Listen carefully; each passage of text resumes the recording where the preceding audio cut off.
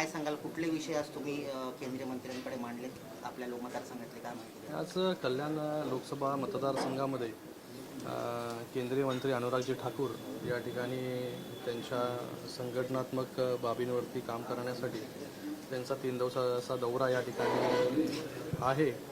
तर आज कल्याण लोकसभेचा प्रतिनिधी म्हणून खासदार म्हणून मी त्यांचं माझ्या लोकसभेमध्ये स्वागत केलेलं आहे. आणि घरी जेव्हा आले केंद्रीय मंत्री तेव्हा मी त्यांच्यासमोर जे अंबरनाथमध्ये आपण शूटिंग रेंज केलं, त्या अंबरनाथमधील शूटिंग रेंजमध्ये काही खेळाडू जे आहेत हे नॅशनल्स क्वालिफाय झालेत. त्यांची भेट जी आहे ती केंद्रीय क्रीडा मंत्री अनुरागजी ठाकूर यांच्याबरोबर मी करून दिली.